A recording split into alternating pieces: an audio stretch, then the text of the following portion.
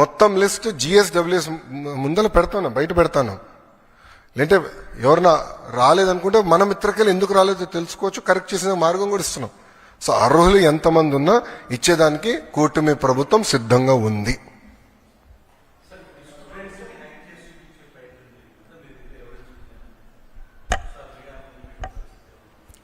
I can give you all the data, నాకు no problem. మొత్తం data నేను మీకు ఇవ్వగలుగుతాను. ఎందుకంటే గతంలో విద్యాశాఖ మంత్రిగా పనిచేసిన వాళ్ళకి డిక్షనరీలో ఏముందో కూడా తెలియదు.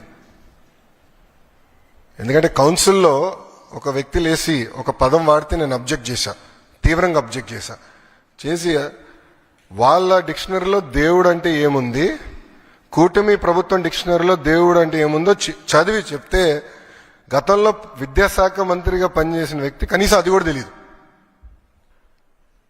అంటే డెప్త్కి వెళ్ళలేదండి. ఈరోజు మేము అందరం అహర్నిశలు కష్టపడి డెప్త్కి వెళ్తున్నాం. ఎందుకంటే పిల్లలది ఫార్మేటివ్ ఏజ్, సరైన దారిలో పెట్టాల్సిన బాధ్యత మా పైన ఉంది. అందుకే మీరు చూస్తే చాగంటి కోటేశ్వరరావు గారిని అడ్వైజర్గా పెట్టుకున్నాం. ఆయన ఏ కంటెంట్ అయితే తయారు చేశారో విలువల పైన అది మేము పిల్లలకి ప్రింట్ చేసి ఇస్తున్నాం. ఇట్లా చాలా సీరియస్గా మేము తీసుకుంటున్నాం, ఒక ఛాలెంజ్గా తీసుకుని పనిచేస్తున్నాం. అది కూటమి ప్రభుత్వానికి ఉన్న చిత్తశుద్ధి.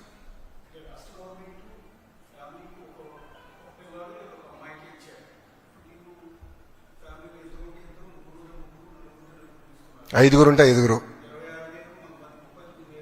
ఎస్,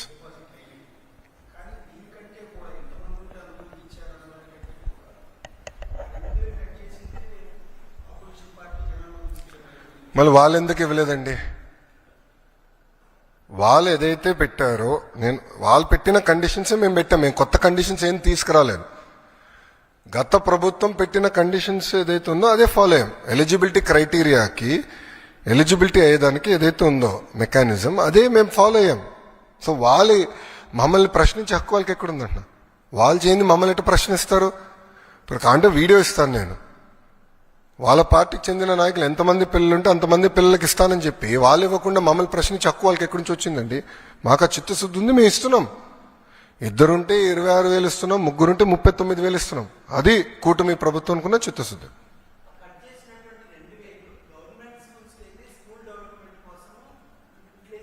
ఎస్, మ్యాక్సిమం లేరు స్వామి, ఐఎమ్ సారీ.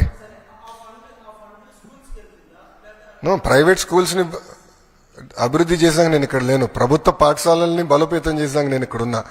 ప్రభుత్వ విద్యని బలోపేతం చేసాక నేను ఇక్కడ ఉన్నాను. ఆ డబ్బులు ప్రభుత్వ పాఠశాలలకే ఖర్చు పెడతాము.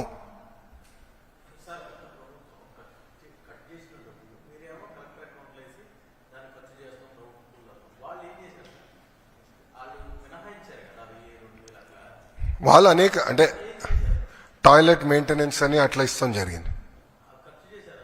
కొన్ని ఖర్చు చేశారు, కొన్ని ఖర్చు చేయలేదు.